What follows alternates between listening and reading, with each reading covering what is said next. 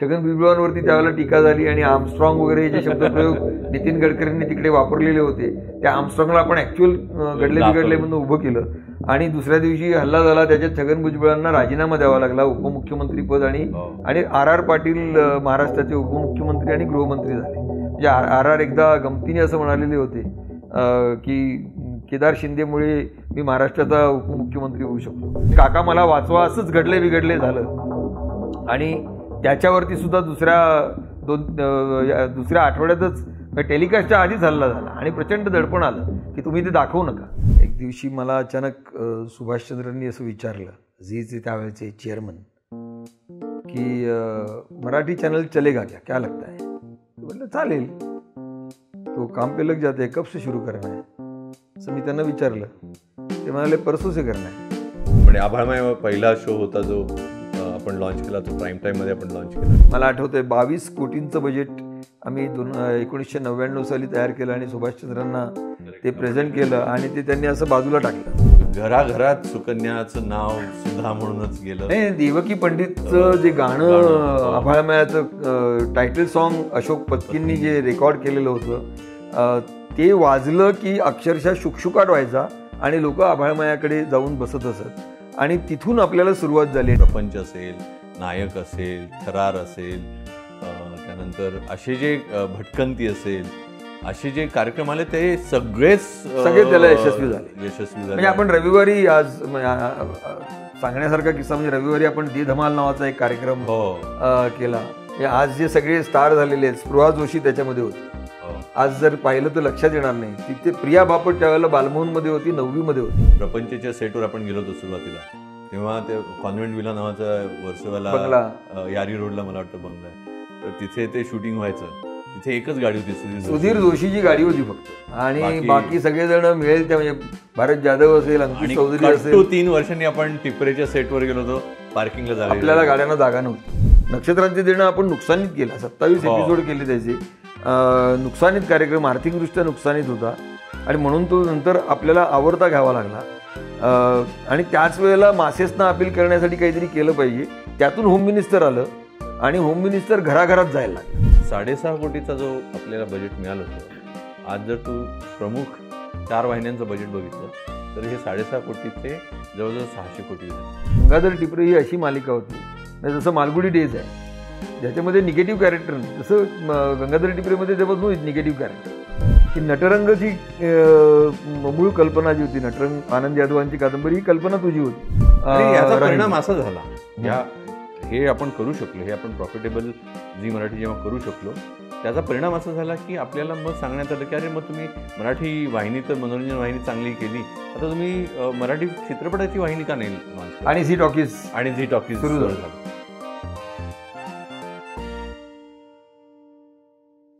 आज बोलभिडीच्या निमित्ताने आपण आज पुन्हा एकदा भेटतोय. खूप वर्षांनी असे मोकळेपणाने गप्पा करणार आहोत. आणि म्हणजे कधी आपण 99 साली भेटलो, राईट? 99, करेक्ट. 15 ऑगस्ट 1999 ही जी डेट आहे आपल्या दृष्टीने फार महत्त्वाची आहे आणि केवळ आपल्या दोघांच्या नाही, त्याच्यापेक्षाही ती जास्त महत्त्वाची मराठी प्रेक्षक आणि मराठी दूरचित्रवाणी आणि एंटरटेनमेंट, मनोरंजन या दृष्टीने महत्त्वाची आहे. त्या कॉन्टेक्स्टमध्येच आपण आज भेटतो आहोत. 15 ऑगस्ट संध्याकाळी 7:30 वाजता 1999 न्यूजचा पहिला मला वाटतं टेलिकास्ट झाला आणि एकंदरच मराठी दूरचित्रवाणीची सुरुवात, प्रायव्हेट खाजगी उपग्रह वाहिनीची सुरुवात झाली. त्याच्या आधी दूरदर्शनच्या मराठी आणि हिंदी असे एकत्रित हे होते. पण तसं बघायला गेलं तर सह्याद्रीसुद्धा थोड्या काळाने लॉन्च झालं, जे पूर्णपणे मराठी चॅनल होतं. आणि ही मराठी वाहिनी जी झी मराठी लॉन्च झाली, झी मराठी या नावानेच लॉन्च झाली ती. होय. ती 15 ऑगस्ट 1999 साली झाली. तर तेव्हा साधारणतः आपण कॉर्पोरेट जगतात होतो. तू न्यूज चॅनलमध्ये होता, मी म्युझिक चॅनलमध्ये होतो. तर नितीन, न्यूज म्हणजे हिंदी न्यूजचं तू साधारणतः, झी न्यूजचं मी ब्युरो चीफ होतो मुंबईमध्ये. आणि त्यावेळेला अशी काही कल्पना नव्हती की काहीतरी असं सुरू होईल. एक दिवशी मला अचानक सुभाषचंद्रांनी असं विचारलं, झीचे त्यावेळेचे चेअरमन, की मराठी चॅनल चलेगा क्या लगता है? तर म्हटलं चालेल. आणि दुसऱ्या दिवशी मी पाहिलं तर त्यांनी कुठल्या तरी एका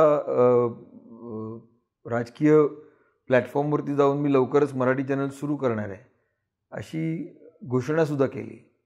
आणि त्या दिवशी परत मला बोलवून घेतलं कि वो शुरू करना है, मैंने तो अब अनाउंस कर दिया, तुमने कल बता दिया था.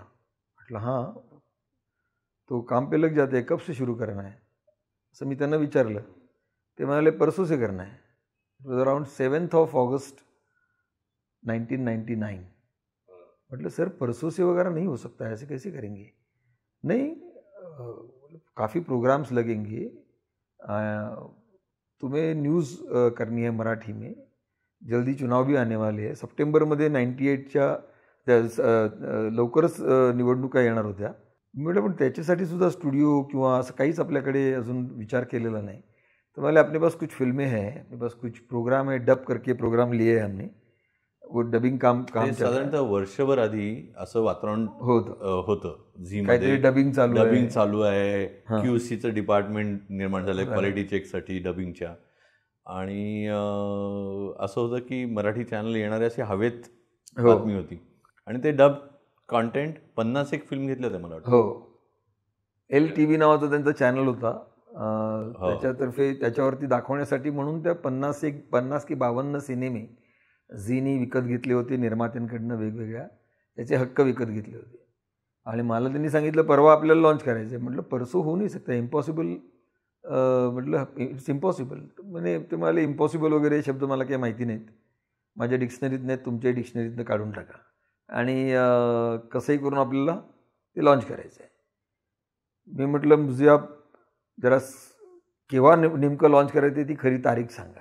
मग त्यांनी माझ्यासमोर असं एक इन्व्हिटेशन कार्ड टाकलं आणि ते 15 ऑगस्टच्या आदल्या दिवशी, ते 15 ऑगस्टचं इन्व्हिटेशन कार्ड होतं आणि त्याच्यामध्ये मराठीमध्ये कार्ड होतं आणि मराठी वर्तमानपत्रातल्या रिपोर्टर्सना त्यांनी, ती पत्रकार परिषदेचं निमंत्रण होतं की झीचे चेअरमन सुभाषचंद्र एक महत्त्वाची घोषणा करणार आहेत आणि ताजमध्ये ते होतं. आणि तिथे म्हटलं हे क्या है? तर म्हणाले कुछ नहीं, मैं चैनल शुरू करूँगा और तब न्यूज़ दिखनी चाहिए, वो मराठी में दिखनी चाहिए, अब जाओ.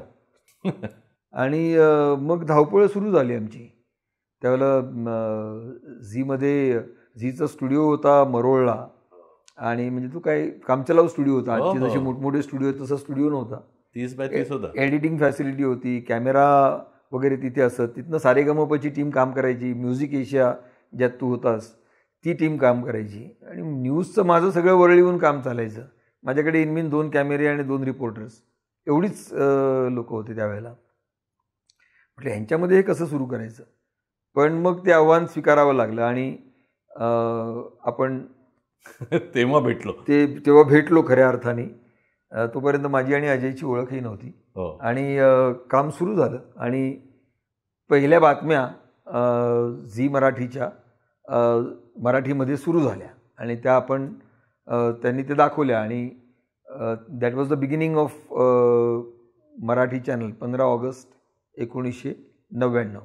आणि त्यामध्ये असंच होतं ना की कुठनं रिपोर्टर्स आणणं, त्या टीम निर्माण करणं आणि हे सगळ्या चॅलेंजेस. स्टुडिओ तर जसं तू म्हणालास की मरोळमध्ये जो स्टुडिओमध्ये आम्ही म्युझिक एशियाचे प्रोग्राम्स व्हायचे, जे शूट करायचो आम्ही.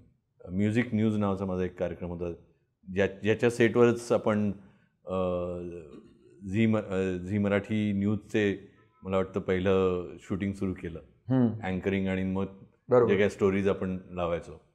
अशा पद्धतीने त्याची खरं तर सुरुवात झाली नव्हे. नाही, माझ्याकडे टीमच नव्हती आणि कारण जी होती ती झी न्यूजसाठी काम करत होती. त्यातले कोणी झी मराठीसाठी किंवा मराठीमधलं काम करण्यासाठी इक्विप्ड होते अशातलाही भाग नाही. बरं, त्यांच्याकडे वरती झी न्यूजच्या रिपोर्टिंगचं एक मोठं जबाबदारी असायची. त्यामुळे त्यावेळेला नेमकं एका सिटी चॅनलमधल्या काही लोकांना नोकरीतनं काढलं होतं. मग त्यातल्या लोकांना मी बोलवून घेतलं. त्यानंतर मला जे लोक येऊन भेटले होते मधल्या दरम्यानच्या काळामध्ये, कारण असे खूप लोक मला भेटत असत, तरुण मुलं मुली, आणि मी आजही ते भेटत राहतो. असे भेटले होते. त्याच्यामध्ये निखिल साने भेटला होता. तो कुठे आहे चौकशी केली. तो हैदराबादमध्ये एका सिनेमाचं शूटिंग त्याला असिस्ट करत होता.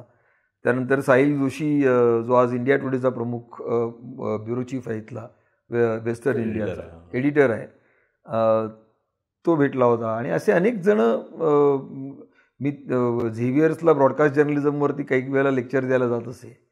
तिथे मला उमेश कुमावत भेटला होता. तो त्यावेळेला BJPचं एक साप्ताहिक होतं, मासिक होतं, त्याच्यासाठी काम करायचा. मुखपत्र होतं भारतीय जनता पक्षाच्या महाराष्ट्र. नितीन गडकरी त्यावेळेला अध्यक्ष होते, प्रदेशाध्यक्ष. तर तो त्यावेळेला जर्नलिझमला शिकत होता आणि त्यांनी खूप प्रश्न विचारून भंडावून सोडलं होतं मला. त्यामुळे तो लक्षात राहिला होता. असे लोक आपण बोलवले आम्ही आणि त्यांच्यासह ती पहिली टीम म्हणजे शीतल पाटील म्हात्रे, ज्या आज एकनाथ शिंदेंच्या प्रमुख प्रवक्ते आहेत, she was one of the reporter. आणि न्यूज अँकर झाली, न्यूज अँकरही झाली, साहिलही न्यूज अँकर झाला होता. निखिल रिपोर्टर आणि पुढचं सगळं बाकीचं काम निखिल करत असे. त्याला एक आधीचं सुरभीमध्ये तो काम करत होता, त्यामुळे त्याला एक थोडंसं बॅकग्राऊंड होतं त्याचं. बाकी सगळे नवीन होते, सगळ्यांना टेलिव्हिजन नवीन होतं. आणि असं सुरू झालं. आणि पहिल्यांदा मराठीमधनं बातम्या सुरू झाल्या. म्हणजे त्याला दूरदर्शनवरती पण बातम्या होत्या, परंतु एक न्यूज निवेदक येऊन त्या बातम्या वाचणं एवढंच होतं. आपण बातम्यांची पॅकेजेस व्हिज्युअली त्या घटना दाखवायला सुरुवात केली आणि तो एक बदल जाणवला असा. तेव्हा ओरिजिनल प्रोग्राम हा केवळ न्यूजच होता. हो, बाकी सगळे जे होते सगळे डब प्रोग्राम होते. जे डब प्रोग्रामच्या त्याला रिॲक्शन चांगली नव्हती. आणि मी स्वतः त्याच काळात शिफ्ट झालो होतो from Music Asia to Zee Marathi. आणि मुख्य म्हणजे तिथे एकच ज्याला कॉन्टेंटचं अंडरस्टँडिंग होता असा माणूस, जबरदस्त अंडरस्टँडिंग असलेला अभय परांजपे होता, जो दुर्दैवाने आज आपल्यात नाही. परंतु त्यांनी पण सुरुवातीला महत्त्वाचं रोल प्ले केला. आणि मला सांगण्यात आलं की आता इसको देखना है, baby is launched, is born, उसको अभी ले लो लॅब पे, असं करून ती चॅनल सुरुवात झाली. आणि आपण नंतर पहिला हे करायला लागला तो म्हणजे डब प्रोग्राम आपल्याला हटवायचा निर्णय आपण घेतला. आणि त्याचं बजेटिंगची वगैरे प्रोसेस त्या चॅनलची सुरू झाली. ती सगळ्याला मलाही नवीन होती, तुलाही नवीन होती. आणि थोडाफार म्युझिक चॅनलचा मला अंदाज होता की बाबा FPC अशी असते किंवा बजेट असं बनवतात. परंतु ते बाकी सगळंच नेमकं आपल्याला किती खर्चाला बजेट दिलं जाणार आहे, अॅन्युअल बजेट. आणि आपण एक आयडियल बजेट तयार केलं. मला आठवतंय 22 कोटींचं बजेट आम्ही 1999 साली तयार केलं आणि सुभाषचंद्रांना ते प्रेझेंट केलं. आणि ते त्यांनी असं बाजूला टाकलं की इतने महंगा बजेट कभी हो नाही सकता. साधारणतः ह्याचं कारण हे सुद्धा असेल ना की मराठी माणसांसाठी चॅनल करून एवढे खर्च करण्याची गरज नाही, अशी सुद्धा एक जे कॉर्पोरेट मुळात खरं सांगायचं ना तर झी मधल्या जी टॉप मॅनेजमेंट होती त्याला सुभाषचंद्रांचा हा निर्णयच मान्य नव्हता मराठीमध्ये चॅनल सुरू करण्याचा. आणि मी न्यूजचा ब्युरो चीफ होतो आणि मला तर त्यावेळेच्या CEOनी बोलवलं आणि असं सांगितलं होतं की तुम नॅशनल न्यूज में काम कर रहे हो, you have a great career ahead, ये मराठी में कहा जा रहे हो, मराठीत काही फायदा होणार नाही, जाऊ नकोस अजिबात. आणि तीच गोष्ट मला असं सांगण्यात आली तुला, म्हणजे तू हिंदी चॅनलमध्ये काम करतोयस, म्युझिक चॅनल. आणि म्युझिक चॅनलची तेव्हा फार चलती होती लेट 90s मध्ये. करेक्ट. म्हणजे MTV असेल, सुरुवातच त्यावेळेला झाली. तेव्हा म्युझिक चॅनल्स एकदम everything that came was a novelty. Correct. त्यावेळेला सगळं खाजगी वाहिन्या ही एक नॉव्हेल्टीज त्यावेळेला आलेली होती. त्यामुळे वेगवेगळे प्रयोग ट्रायल अँड एरर सारखं चालू होतं. त्यातलंच मराठीचं पण तसं होतं. मला तर सांगण्यात आलं होतं की अजिबात त्याच्यात जाऊ नकोस, हे बंद पडेल. केवळ इलेक्शन आल्यात, काही राजकारण्यांना खुश करण्यासाठी म्हणून यांनी सुभाषजींनी चालू केलं असेल आणि ते लवकर बंद होईल.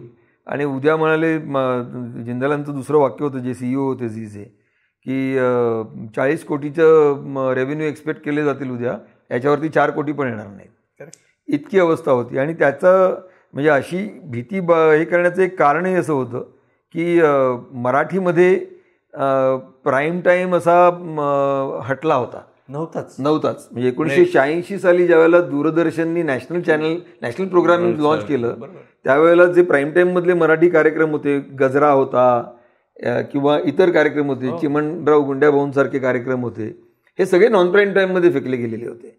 आणि त्यामुळे मराठी कार्यक्रमांना मराठी प्रेक्षक पारखा झालेला होता. आणि महाराष्ट्राची परिस्थिती सुद्धा अशी होती की जिथे मराठी आणि हिंदी भाषा दोन्ही समजतात, दोन्ही समजणारे प्रमाण खूप जास्त. मराठी ऑडियन्स हा बायलिंग्वल आहे असा एक धारणा होती. हो, आणि आहेही, म्हणजे ते काही प्रमाणात खरं आहे. पण मराठीसाठी आपल्याला खर्च करायची गरज नाही, एक साधारणतः ही भावना होती. कारण मराठी माणसाबद्दलची प्रतिमा सुद्धा एक वेगळी होती. हो, म्हणजे कॉर्पोरेट जगतामधला जो मराठी बद्दलचा समज मला असा सतत जाणवत आला वेगवेगळ्या ठिकाणी काम करताना, तो असा होता की कॉर्पोरेटमधल्या नेत्यांच्या सीईओच्या गाड्या अडवणारा पोलीस हवालदार किंवा त्यांच्या कल्पनेमध्ये गुंडगिरी करणारा शिवसैनिक, करेक्ट, किंवा त्यांच्या घरी काम करणारी बाई, हीच प्रतिमा, एवढीच मराठी माणसं आहे. मराठी माणसाची प्रतिमा कॉर्पोरेट, ही प्रतिमा जर बघितली तर ती चित्रपटांमधून सुद्धा तशीच यायची. म्हणजे लक्ष्मण बेर्डे सारखा मोठा स्टार सुद्धा त्यांच्या, म्हणजे जेव्हा कास्टिंग करायची तेव्हा त्याला एक नोकराचं म्हणून रोल द्यायचे. हो, ही एक आपल्या मराठी समाजाबद्दलची कॉर्पोरेट जगतात असलेली एक जी, किंवा मराठी जे बिझनेस जगत होतं, म्हणजे बिझनेस जगत अमराठीच होतं. एंटरटेनमेंट मधलं बिझनेस जगत हे संपूर्णपणे अमराठी होतं. आणि विशेषतः हिंदी सिनेमे निर्माण करणार, त्याच्यात मराठी माणसाची प्रतिमाही अशीच असायची. काम करणारी बाई किंवा बरोबरचा एक मित्र किंवा घरगडी असा मराठी असायचा, किंवा मग हवालदार, जो निळ्या हाफ पॅन्ट मधला हवालदार आठवतो तो सगळा. त्यामुळे मराठी माणसाबद्दलची प्रतिमा ही अशी होती. मला आठवतं एक दिवशी आम्ही चाललेलो होतो आणि एका मोठ्या अधिकाऱ्यांनी झीच्या वरळी नाक्याला गाडी थांबली सिग्नल लागल्यामुळे, आणि समोर बोर्ड दाखवलं आणि हे कोण आहे असं विचारलं. तर वरळी नाक्याला पेट्रोल पंपासमोरच आचार्य अत्रेंचा पुतळा आहे. मी त्यांना असं म्हटलं की हे आचार्य अत्रे कोण था? म्हटलं आचार्य अत्रे हे मराठीतले प्रसिद्ध लेखक आहेत आणि मोठे संपादक होते, आणि मराठी संयुक्त महाराष्ट्राच्या आंदोलनामध्ये वगैरे मोठी भूमिका त्यांनी पार पाडलेली होती. हे सांगितल्यावर त्यांना आश्चर्य वाटलं, इथं रायटर का बी स्टॅच्यू बनताय का, असं त्यांनी माझ्याकडे कॉमेंट केलेली होती. ही मराठी माणसाबद्दलची, हे लीडर्स होते मोठ्या कंपन्यांचे जे मराठी, म्हणजे आपण कॉर्पोरेट जगतामध्ये पण कुठे गेलेलो नाही आहोत. आपण अजूनही मध्यमवर्गीय किंवा कनिष्ठ मध्यमवर्गीय धारणातून बाहेर आलेलो नाही. त्याचं तिथे भान असं यायला लागलं. आणि मी म्हटलं असं नाही आहे, त्याच्या पलीकडे पण मराठीमध्ये नाटक आहे, संगीत आहे, समृद्ध साहित्याची परंपरा आहे, पण याच्याबद्दल पूर्णपणे अनभिज्ञता. त्या काळात जरी ह्या गोष्टी खूप थ्रायव्हिंग असल्या, म्हणजे चांगली नाटकं तेव्हा होती, रंगभूमीवर मोठी मोठी नाटकं येत होती, त्याला तितके प्रेक्षक जात होते, पण या प्रेक्षकांची व्हॅल्यू बिझनेस लिडर्सना नव्हती.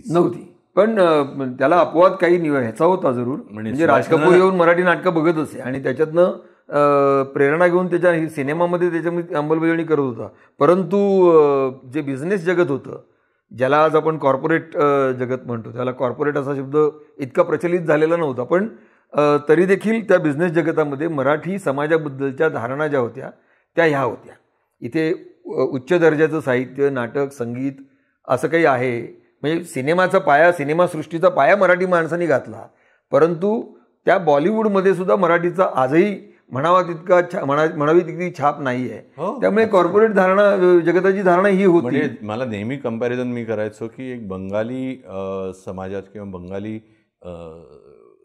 संस्कृतीचं जितका चांगलं ब्रँडिंग झालं इन अ वे, म्हणजे ते मराठीचं कधीच नाही होऊ शकलं. नाही, त्याचं कारण आहे, त्याला पण जबाबदार आपण मराठी माणसं सुद्धा आहोत. कारण बंगाली जी माणसं होती ही ॲडव्हर्टायझिंगमध्ये पुढे होती, जर्नलिझममध्ये, इंग्रजी वर्तमानपत्रामध्ये मल्याळी आणि बंगाली प्रामुख्याने असत, मराठी कमी असत. त्यामुळे तो छाप जी मराठी माणसाची म्हणून वेगळी पडायला पाहिजे, ती पुढे पुढे लोकांनी लीड घेऊन मराठीमध्ये याच्यात जायला सुरुवात केली, जाहिरातीच्या क्षेत्रात असो किंवा इतर क्षेत्रामध्ये असो. परंतु तोपर्यंत ही धारणा होती. त्यामुळे पोलीस हवालदार, शिवसैनिक आणि घरातली बाई या 3 कॅटेगरी म्हणजे मराठी माणूस, अशी या कॉर्पोरेट जगताची धारणा होती. आणि त्याच्यातूनच त्याचं मराठी माणसाबद्दलचं एकूण थिंकिंग, विचार करण्याची ती पद्धती होती. आणि त्यामुळे स्वाभाविकच ज्यावेळेला सुभाषचंद्रांनी निर्णय घेतला की मराठीमध्ये चॅनल चालू करायचा, त्यावेळेला ही प्रतिक्रिया आली की मराठी लोक तो हिंदी देखते है तो क्यों मराठी चॅनल लॉन्च करते आप, कोई जरूरत नाही. परंतु सुभाषजींना त्यांच्यामध्ये एक आंतरप्रिन्युरियल हे एक उद्योजक, अत्यंत नाविन्याचा सतत ध्यास घेणारा एक उद्योजक होता. आणि त्यांच्या अलीकडच्या राजकीय भूमिका बाजूला ठेवा, परंतु मोठा उद्योजक होता. त्यांनी ते ओळखलं नाही आणि त्यांना एक आपण त्यांच्याबरोबर जवळ काम केलंय, जवळून काम केलं आणि तेव्हा एक लक्षात आहे त्यांना नेहमीच एक विजन होती की बाबा पुढे काय घडू शकतं. तो एक परिस्थितीचा अंदाज असणं असतं, तो त्यांना जबरदस्त होता. पण त्याचबरोबर खर्च करायला पाहिजे का नाही ह्याच्याबद्दल नाही. पण त्यांचं त्याच्याबद्दल देखील, कारण मल्टीनॅशनल चॅनल जे आले होते, उदाहरणार्थ स्टार सारखा चॅनल होता त्यावेळेला, सोनी सारखा चॅनल होता, आणि तितका खर्च आपल्याला करायचा नाही. हा खर्च आटोप्यात ठेवून आपल्याला हा उद्योग सुरू करायचा आहे. कारण जर नफ्याचं गणित आखलं गेलं, नफ्याचं गणित तरच तो व्यवसाय पुढे चालेल, ही धारणा त्यांची स्पष्ट होती. आणि त्यामुळे बजेटवरती त्यांच्या मर्यादा असतात. त्यामुळे 22 कोटीचं ज्यावेळेला बजेट दिलं ते बाजूला सारून आपल्या नशिबी 6.5 कोटीचं त्यावेळेला बजेट आलं. आणि त्या ह्याच्यामध्ये मग आपण काही कार्यक्रम केले.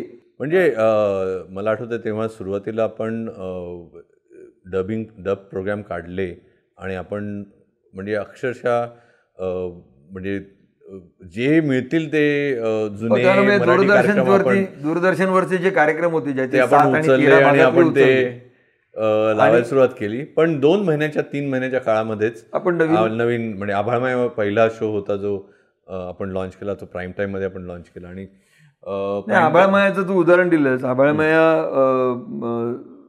खरंच तयार झाला होता दूरदर्शनसाठीच. अभय परांजपेंनी तो निर्मात्याला आपल्याबरोबर आणून हे केलं आणि कन्व्हिन्स केलं त्यांनी की हे तुम्ही इथे करा. दूरदर्शनवरती केवळ 19 मिनिटाचा शो असे, तो आपल्याला 23-24 मिनिटाचा करावा लागला.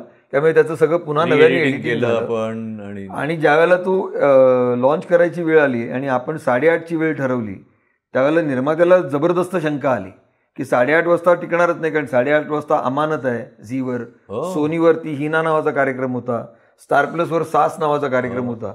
हिंदीमध्ये तोपर्यंत दैनंदिन मालिकांचं युग अवतरलेलं नव्हतं.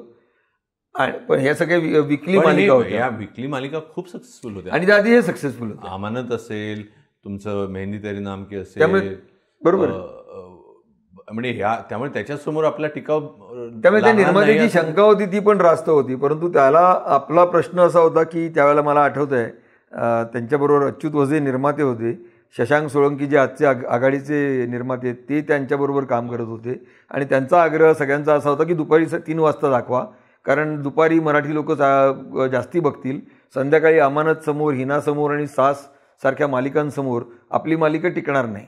आपल्यापुढे प्रश्न असा होता की जर मराठीला प्रेक्षकाला तुम्हाला इथे आणायचं असेल तर प्राईम टाईममध्ये त्याला मराठी कार्यक्रम बहाल केले पाहिजे, कारण तेव्हाच जास्तीत जास्त प्रेक्षक संख्या टीव्ही समोर असते.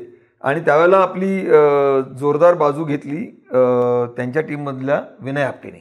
विनय आपटे म्हणाले ही मुलं म्हणतात ते खरं आहे आणि 8:30 वाजता आपण लॉन्च करूया. आणि आपण ते आव्हान स्वीकारलं आणि त्यातून मग मला आठवतंय 8:30 वाजता लॉन्च केल्यानंतर 1.5 महिन्यामध्येच त्या शोनी इतका पिकअप घेतला की घराघरात सुकन्याचं नाव सुधा म्हणूनच गेलं. देवकी पंडितचं जे गाणं आभाळमायाचं टायटल सॉन्ग अशोक पत्कींनी जे रेकॉर्ड केलेलं होतं ते वाजलं की अक्षरशः शुकशुकाट व्हायचा आणि लोक आभाळमायाकडे जाऊन बसत असत.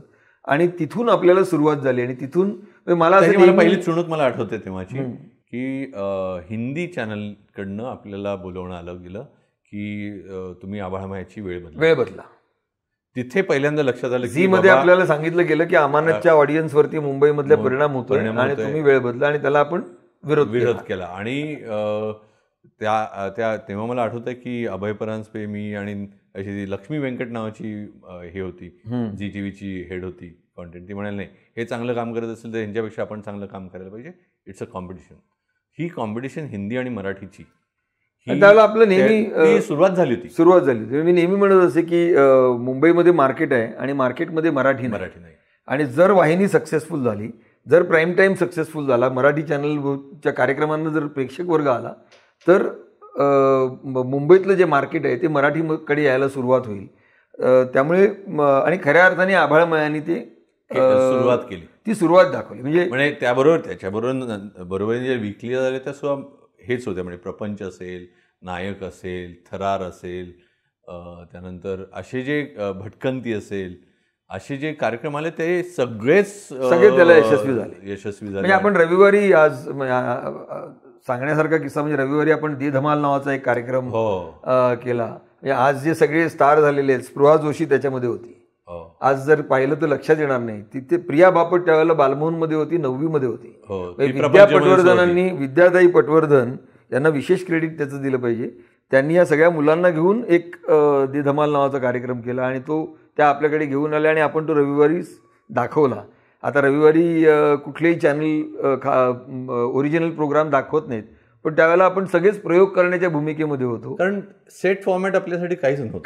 देयर वॉज नो बॅकग्राऊंड काही नसल्यामुळे आपल्याला म्हणजे मुक्त अंगणच होतं की बाबा जे करायचं ते करा, जे वर्क होतं ते आपण पुढे कसं मॅनेज करत गेलो. आय थिंक ती खरं इंटरेस्टिंग बाब आहे की आपण प्रयोग सगळे करून कुठले प्रयोग वर्क होत आहेत, जे झाले नाही ते आपण बंद केले, वर्क झाले नाही ते बंद करत होतो. त्यामुळे ती डिसिप्लिन सुद्धा आय थिंक महत्वाची ठरली की बाबा शेवटी जर सुभाषचंद्र सारख्या एका बिझनेसमॅननी मराठीमध्ये इन्व्हेस्ट करायला सुरुवात केली, 6.5 कोटी सुद्धा त्या काळासाठी मोठी अमाऊंट. 6.5 कोटी फक्त प्रोग्रामवरती. ओव्हरऑल चॅनलचा खर्च 15-20 कोटीच्या रेंजमध्ये होता आणि त्यावेळेला ते महाग होतं. ते नंतर हळूहळू त्याच्या किमती कमी होत गेल्या, परंतु ओव्हरऑल चॅनलचं बजेट 15 ते 20 कोटीच्या रेंजमध्ये होतं.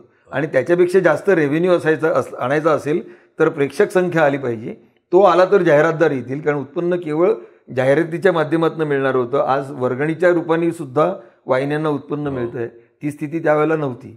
आणि केवळ जाहिरातींवरती होतं आणि जाहिरात हे केवळ एकाच युनिटवर येत होतं, ते म्हणजे रेटिंग आणि प्रेक्षक संख्या. रेटिंग हे काय शेवटी प्रेक्षक संख्येचं युनिट आहे. आणि हे म्हणजे 15-20 कोटी हे शेवटी मराठी क्रिएटिव्ह जगातच झाले ना. म्हणजे ते एक महत्वाची गोष्ट आहे. म्हणजे आपल्याला आठवत आहे प्रपंचच्या सेटवर आपण गेलो होतो सुरुवातीला, तेव्हा ते कॉन्व्हेंट विला नावाचा वर्सोव्याला यारी रोडला मला वाटतं बंगला आहे, तर तिथे ते शूटिंग व्हायचं. तिथे एकच गाडी होती, सुधीर जोशीची गाडी होती फक्त, आणि बाकी सगळेजण मिळेल त्या म्हणजे भारत जाधव असेल, अंकुश चौधरी असेल. 3 वर्षांनी आपण टिपरेच्या सेटवर गेलो होतो, पार्किंगला जागा, आपल्याला गाड्यांना जागा नव्हती. तर ही म्हणजे असा तो हे झालेला होता, बदल झालेला होता. हो, म्हणजे जो रिक्षाने येणारा मराठी क्रिएटिव्ह जगतातला जो एक म्हणजे काम करणारा व्यक्ती होता, इतकं नवीन नवीन टॅलेंट त्यानिमित्ताने प्रकाशात आलं. म्हणजे आता मी जसं प्रिया बापट, स्पृहा जोशी यांची नावं घेतली, तसे अनेक लोक टेलिव्हिजनमध्ये. कारण नाटक त्यावेळेला इतकं परफॉर्म होत नव्हतं, सिनेमा अतिशय वाईट अवस्थेमध्ये मराठीतला होता. अशा वेळेला मनोरंजन सुरू झालं मराठीमधनं, प्रेक्षकांना काहीतरी नवीन गोष्टी मिळायला लागल्या. मराठी निर्माते सुद्धा नव्हते ना, निर्माते सुद्धा नव्हते. म्हणजे आता केदार शिंदे नाटकात तेव्हा खूप सक्सेसफुल होता, त्याची नाटकं खूप चालत होती. त्याला पण हाऊसफुल नावाचा एक शो दिला जो नाटकांचं वार्तांकन करायचं, किंवा नाटकात हे घडतंय, नाटकाचा शो होता तो, नाटकावरती आधारलेला. आता नवीन नाटक काय आलंय आणि त्याच्या बॅक स्टोरीज वगैरे वगैरे, किंवा भटकंती सारखा शो होता, त्याच्यावरती त्यानिमित्ताने आपण महाराष्ट्रातल्या वेगवेगळ्या स्थळांना, गड किल्ल्यांपासून सगळ्यांना हे केलं. मिलिंद गुणाजी आणि शर्वरी जमेनीस त्याचं अँकरिंग करत असत. तो एक संतोष कोल्हे त्याचा निर्माता होता, अवधानी आणि संतोष कोल्हे. सो असं नवीन निर्माते सुद्धा त्यानिमित्ताने निर्माण व्हायला लागले. राकेश सारंग असेल, शशांक सोळंकी असेल, श्रीरंग गोडबोलेंसारखे निर्माते असतील, चंद्रकांत कुलकर्णी, प्रशांत दळवी एक निर्माते झालेले होते. पिंपळपान सारखी मालिका त्याच्यावरनं सुरुवात झाली. त्यानंतर केवळ लेखिकांच्या, स्त्रियांच्या कथेला वाहिलेला असा एक कार्यक्रम त्याच काळात सुरू झाला, तो श्रावणसरी. तो काही काळ चालला. हे सगळं त्यावेळेचं ट्रायल अँड एरर होतं.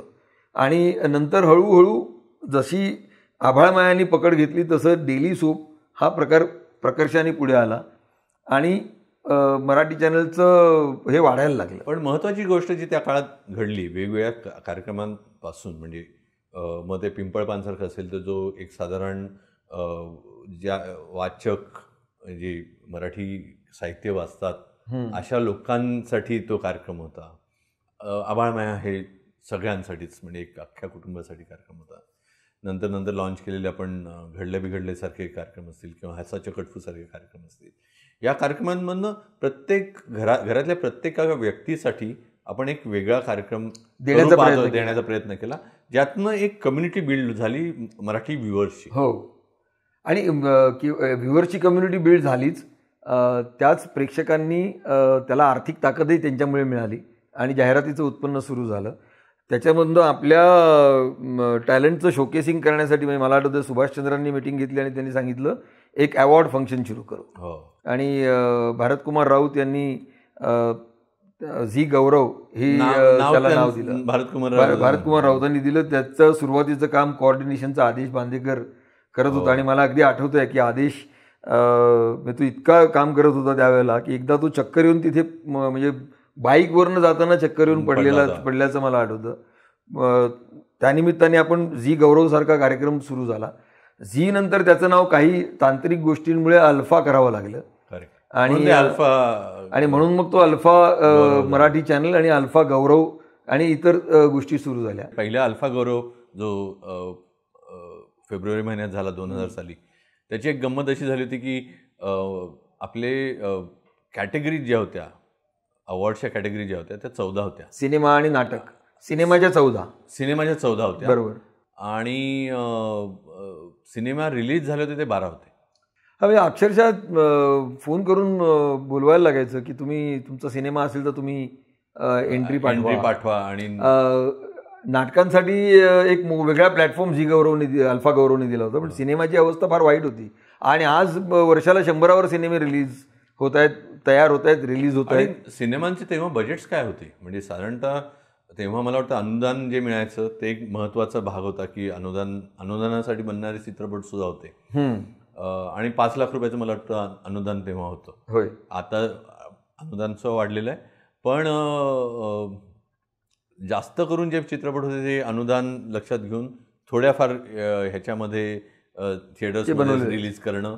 आणि मला वाटतं त्यावेळेला सिनेमे विकत घ्यायला आपण सुरुवात केली. त्याचे सॅटेलाईट राईट्स विकत घेणं हे नव्याने झालेलं होतं. त्यामुळे सिनेमाच्या निर्मात्यांसाठी किंवा व्यवसायांसाठी, सिने व्यवसायासाठी एक वेगळा रेव्हेन्यूचा मार्ग ओपन झाला की एकीकडे थिएट्रिकल काही रेव्हेन्यू, बॉक्स ऑफिस काही होत नाही, पण सॅटेलाईट चॅनल्स आलेले दे आर रेडी टू पे मनी. आणि असं करून आपण खूप सिनेमे विकत घ्यायला सुरुवात केली.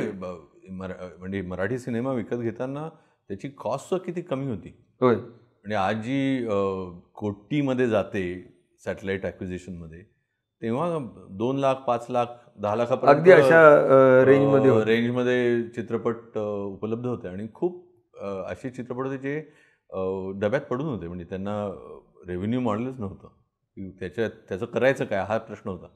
तर मला एक आठवड्याच्यात बोलावंसं वाटतं की 2003 आपण एक आकडेवारी गोळा केली आणि त्याला आपलं चॅनल वॉज इन लॉस. आणि त्यामुळे रिव्ह्यू जो व्हायचा त्याच्यामध्ये तुमचा लॉस भरपूर आहे असं व्हायचं. 2003 3 मराठी चॅनल होते. एक झी मराठी, त्याच्यानंतर पाठोपाठ 2000 साली ETV मराठी आला. प्रभात आणि तारा हे चॅनल आले आणि बंद पडले. आणि दूरदर्शनचा सह्याद्री, या 3च उपग्रह वाहिन्या होत्या, एक सरकारी 2 खाजगी. आणि त्यांचं मिळून जे काही टर्नओव्हर होतं, उत्पन्न होतं ते 70 कोटी होतं. जाहिरातींचं उत्पन्न केवळ 70 कोटी होतं. आज ते 1200 कोटीच्या आसपास गेलेलं आहे. 1200 कोटीच्या आसपास गेले. चॅनलची संख्या वाढली आहे आणि न्यूज चॅनल त्यात जास्ती आलेली आहेत. नवीन न्यूज चॅनल. रेव्हेन्यू जर आज ऍड रेव्हेन्यू जो 1200 कोटी आपण म्हणतो, 1100-1200 कोटी म्हणतो, हा लार्जली त्याचा मोठा 80% भाग हा मनोरंजनाच्या वाहिन्यांकडे, म्हणजे चित्रपट वाहिन्या आणि GEC जसे म्हणतो आपण, जनरल एंटरटेनमेंट चॅनल्स त्यांच्याकडेच आहे. आणि खालोखाल मग न्यूज चॅनल कडे येतात. कारण व्ह्युअर्स जे तयार झाले, तू ज्याला कम्युनिटी ऑफ व्ह्युअर्स तयार झाली असं म्हणतोयस, घरोघर बायका, त्यांना एक मोठं साधन मनोरंजनाचं मिळालं राज्यभरामध्ये.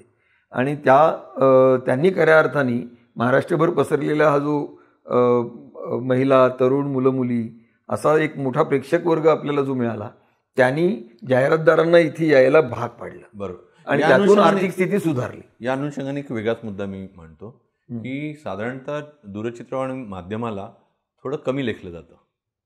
चित्रपट श्रेष्ठ, नाटक श्रेष्ठ, दूरचित्रवाणी माध्यम म्हणजे हे काही रिग्रेसिव्ह कॉन्टेंट करतात, काहीतरी सासूसुनांचे भांडणं लावणारे कार्यक्रम करतात. पण ह्या सर्व टेलिव्हिजनच्या पूर्ण ह्या प्रवासामध्ये एक गोष्ट जी झाली ती महत्त्वाची, आणि ही एमिली ओस्टर नावाची एक मोठी इकॉनॉमिस्ट आहे, तिने केलेला एक मोठा रिसर्च पेपर आहे, त्यातली आहे. तिने असं म्हटलं होतं की भारतामध्ये आणि एनी डेव्हलपिंग इकॉनॉमीमध्ये दूरचित्रवाणी माध्यमाचं समाजावर आणि घरातल्या पॉलिटिकल सिच्युएशनचं म्हणजे घरातलं जे हे असं की बाबा कोणाकडे पॉवर पोझिशनिंग जे आहे त्यामध्ये दूरचित्रवाणी माध्यमांनी महिला सबलीकरण खूप केलंय. कारण अशी घरं जिथे महिलांना माझघरात राहा, तुम्ही लिव्हिंग रूममध्ये येऊ नका, असे जे साधारणतः संकेत असायचे, संकेत हे टीव्हीने मोडले. बरोबर. कारण जेव्हा टीव्ही बघण्यासाठी महिला आली आणि रिमोटचा हातात घेऊन मला हा कार्यक्रम बघायचा आहे, मला बघू दे, मी दिवसभर काम केले, मला सुद्धा एक विरंगुळ्याचा क्षण हवाय. मला आठवतं मी पुण्याला एका कार्यक्रमासाठी म्हणजे भटकंतीच्याच कार्यक्रमासाठी आलो होतो आणि त्यावेळेला मला प्रेक्षकांमधल्या एका बाईनी उठून मध्येच विचारलं की तुमच्या कार्यक्रमांमध्ये अमुक एक कार्यक्रम इतक्या वाजता लागतो, मग तो दुपारी 3 वाजता लागतो, मग तो पहाटे 3 वाजता लागतो. तर तिने मला 24 तासाचं गणित सांगितलं. हो. आणि त्याचं लॉजिक विचारलं. ॲब्सोल्युटली काही तसं लॉजिक नव्हतं. प्राईम टाईम पुरतं आपलं ते लॉजिक होतं, बाकीचे टाईम स्लॉट आपण सॅम्पलिंग म्हणून भरत होते. पण त्याच्यावरनं एक लक्षात आलं की किती म्हणजे त्यांनी कसं टाईम टेबल आपलं बांधून घेतलेलं आहे टेलिव्हिजनच्या प्रोग्रामसोबत. म्हणजे त्याला ते सिनेमा किंवा नाटकाची मंडळी काही म्हणत असोत की ते टी व्हीला नावं जरी ठेवत असलं तरी टी व्हीनी मराठीमधल्या मनोरंजनाचं अर्थकारण त्याला एक मोठी बळकटी दिली. अर्थकारण आणि केवळ अर्थकारण नाही मी म्हणणार, अर्थकारण तर डेफिनेटली हो. पण नेहमीच असं बघितलं जातं की दूरचित्रवाणी माध्यमांनी इथे पैसे मिळतात म्हणून लोक काम करतात साधारणतः. पण त्यातनं अनेक गोष्टी घडल्या. म्हणजे सुरुवातीच्या काळात बघायला म्हणजे घडलं बिघडल्यासारखा कार्यक्रम झाला, नक्षत्रांचं देणे झालं. आता हे सगळं डॉक्युमेंटेशन आहे. म्हणजे नक्षत्रांच्या देणेमध्ये विंदा करंदीकरांनी कविता वाचन केले. आज कुठेही युट्यूबवर गेला तर ते नक्षत्रांचं देणे येत राहतं. हे डॉक्युमेंटेशन होऊ शकलं कारण ते दूरचित्रवाणी माध्यमांनी केलं. तो जो काळ होता ना अजय, तो आपल्याला लक्षात येतं की पूर्णपणे एक्सपेरिमेंटेशनचा काळ होता. टेलिव्हिजनमध्ये इनोव्हेशन, एक्सपेरिमेंटेशन, प्रयोग करत राहिलो. भटकंती हा एक प्रयोग होता. त्याच्यानंतर पिंपळपान हा एक वेगळा प्रयोग होता. नक्षत्रांचे देण्यासारखा कार्यक्रम आपण profile of a poet through his musical journey असं त्याचं स्वरूप ठेवलं होतं आणि त्यातून तो सुरुवात झाली.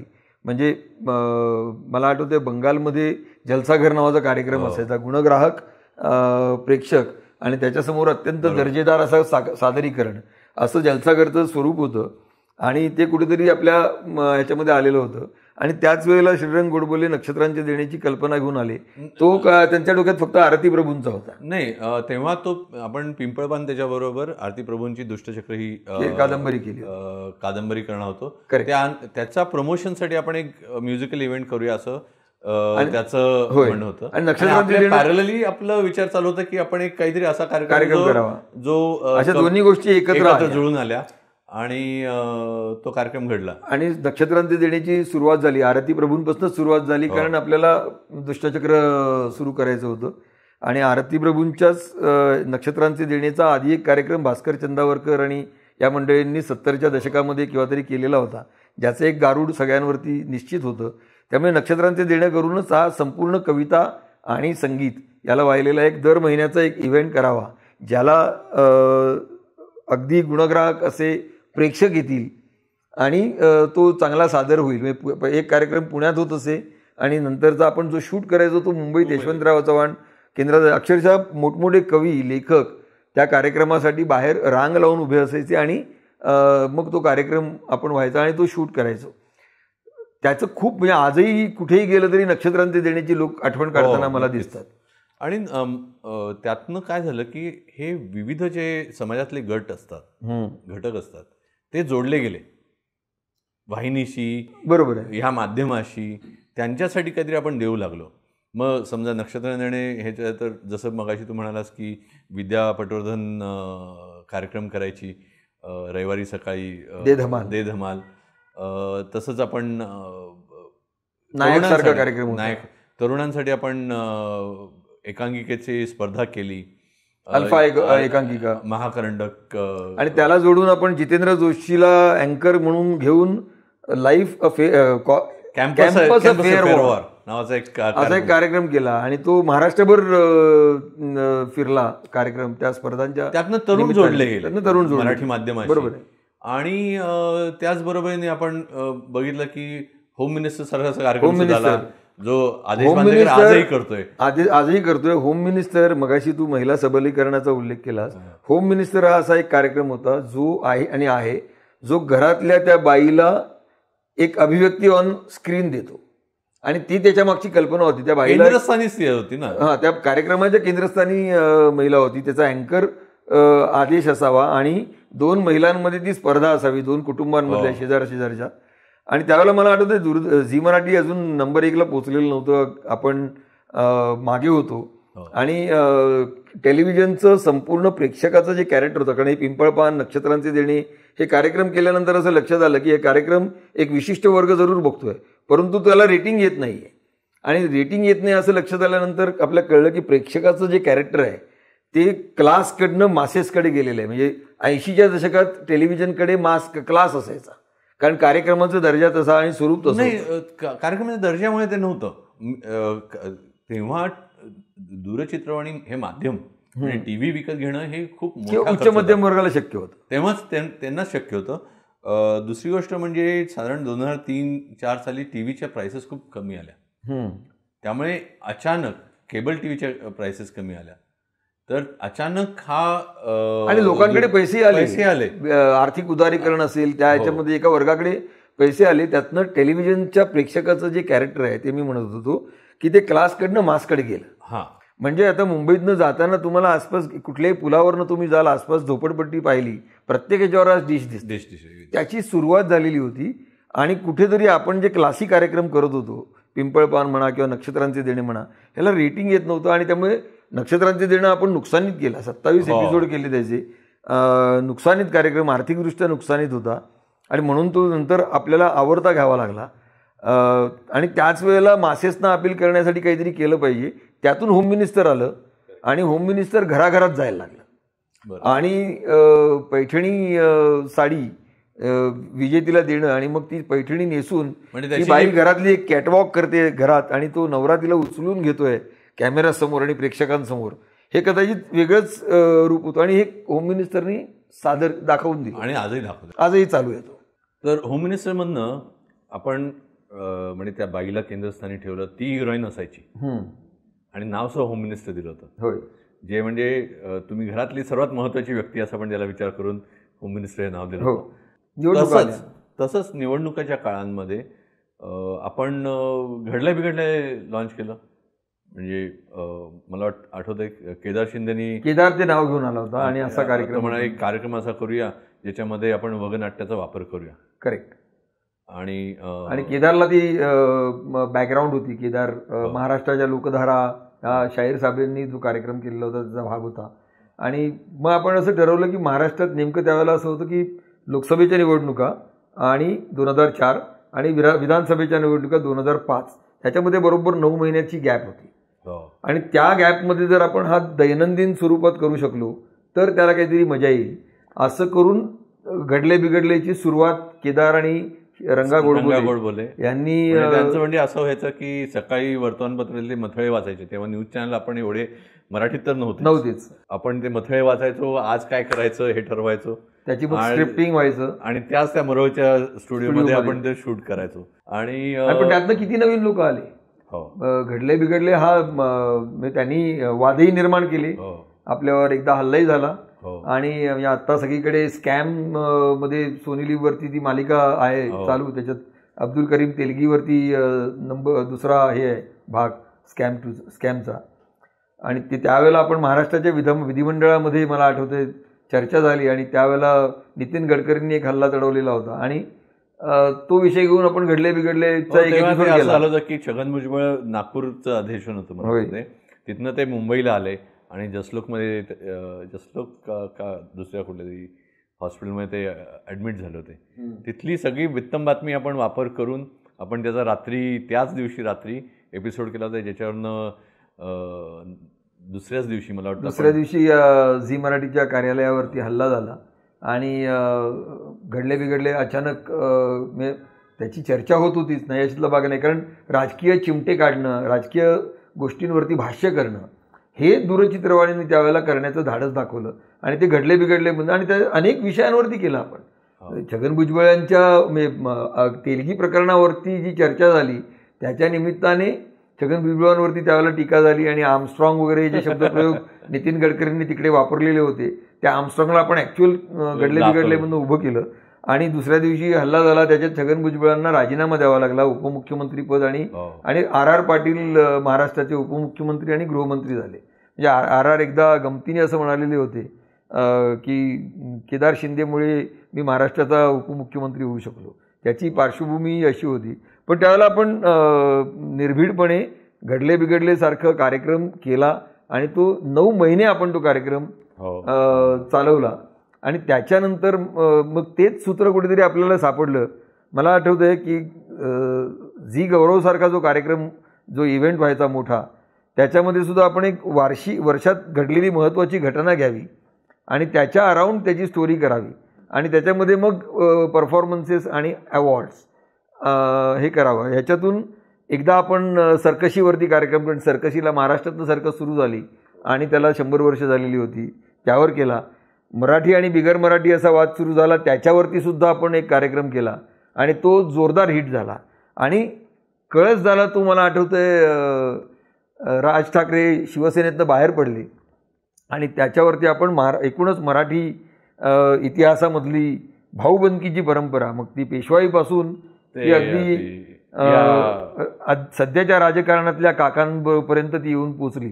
म्हणजे त्याला बाळासाहेब ठाकरे आणि शरद पवार असे दोघंही महत्त्वाच्या भूमिकेमध्ये होते आणि त्या घडले काका मला वाचवा असंच घडले बिघडले झालं आणि त्याच्यावरती सुद्धा दुसऱ्या आठवड्यातच टेलिकास्टच्या आधीच हल्ला झाला आणि प्रचंड दडपण आलं की तुम्ही ते दाखवू नका. परंतु सुभाषचंद्र त्यावेळेला आपल्या बाजूने उभे राहिले आणि तो एपिसोड दाखवला गेला आणि त्यावेळेला मला आठवते की ठिकठिकाणी केबल बंद करण्याचा प्रयत्न झाला परंतु निर्भीडपणे भाष्य करणारे ह्या 2 प्रमुख गोष्टी घडले बिघडले आणि झी गौरव हे केलं त्यावेळेला. सो ही गोष्ट खरी आहे की जरी हे 2 हल्ले झाले तरी 299 एपिसोडवर हल्ले झाले नाही. हो म्हणजे आपण अनेकांच्या टोप्या उडवल्या अनेकांची मस्करी केली पण हल्ले त्यामुळे ते कुठेतरी माध्यमांना इतक्या हलक्याने घेत नव्हते असं बघायला. आज काय झालं सॉफ्ट टार्गेट झालं. Television has become soft target. Television नुसतं टेलिव्हिजन नाही सिनेमा सॉफ्ट टार्गेट झालेला आहे. म्हणजे पद्मावत सारखा सिनेमा एका विशिष्ट परिस्थितीमध्ये संजय लीला बन्सालीने केला त्याच्यावरती वाद उभा राहिला आणि ठिकठिकाणचे मंत्री पण त्याच्यावर बोलायला लागले आणि शेवटी त्याचं नाव बदललं आणि सिनेमा आला. पण तोपर्यंत 2 निवडणुका होऊन गेल्या होत्या. म्हणजे आपल्याला असं लक्षात येतं की टेलिव्हिजन म्हणा किंवा सिनेमा म्हणा त्याचा एक वापर एक सॉफ्ट टार्गेट म्हणून करून एक वेगळा ध्रुवीकरण करण्यासाठी एक प्रयत्न वेगवेगळ्या राजकीय शक्तींकडून होताना आज दिसतोय. सिनेमे तसे यायला लागलेत. काश्मीर फाईल्स काय किंवा केरळा फाईल्स याचं उदाहरणही आपल्याला त्यानिमित्ताने देता येईल. परंतु ही एक हिंमत आपण त्यावेळेला किंवा मानसिकता दाखवली की त्याच्यामधनं टीका होईल विसंगती दाखवून देऊ जे विनोदाचं काम आहे. जे एका कुठल्याही माध्यमाचं कुठल्याही मनोरंजन कामच आहे ना की बाबा जे घडतंय ते काय बिघडलंय हे दाखवायला पाहिजे. हो तसंच झालं. काका मला वाचवा आपण केलं आणि त्यावेळेला भाऊबंदकीची परंपरा पेशव्यांपासून सुरू होऊन शिवसेनेपर्यंत दाखवली. त्यावेळेला एक फोन आलेला होता त्याला मला असं सांगावं लागलं की अहो हे तर म्हणजे बाळासाहेब ठाकरेंसारख्यांनी आपल्याला मार्मिकमधनं म्हणा किंवा नंतर सामनामधनं व्यंगचित्राच्या माध्यमातून जे शिकवलं तेच याच्यातून करण्याचा प्रयत्न आम्ही केलेला आहे असं एक आम्ही उत्तरही दिलं होतं आणि त्यावेळेला सुभाषजी आपल्या बाजूने उभे राहिले आणि त्यांनी घडले बिघडले ज्या वेळेला जशी बाजू घेतली तशी काका मला वाचवायच्या वेळेला बाजू घेतली. आजही ते सगळे कुठेतरी त्या क्लिप्स अशा वरती येताना दिसतात. नाही पण मागे जातो परत. म्हणजे मनोरंजन वाहिनी जरी असली तरी समाजात काय घडतंय याच्यावर भूमिका घेतो. भूमिका तशीच भूमिका घेतली जायची. म्हणजे भूमिका एक भाग झाला पण त्याचं रिफ्लेक्शन होतं. म्हणजे आता दुसरं मी उदाहरण देईन की श्रीयुत गंगाधर टिपरेमध्ये जी 5 व्यक्तिरेखा होत्या त्या 5 व्यक्तिरेखा हे प्रत्येक म्हणजे प्रभावळकरांचं कॅरेक्टर हे जुन्या लोकांचे पॉईंट ऑफ व्ह्यू मांडत होते. हे बाकीचे प्रत्येक घरातला जो एक घटक आहे तो त्यावेळेस त्यांना वाटले. पण त्यात आपण मला वाटतं बिल क्लिंटन मला वाटतं येऊन गेला होता मुंबईत, त्याच्यावर सुद्धा आपण एपिसोड केला होता. हे रिफ्लेक्शन अतिशय गोड मालिका, विनोदी होती, नर्मविनोदी म्हणता येईल, गोड मालिका होती. परंतु त्याच्यामध्ये एकही विलन नव्हता.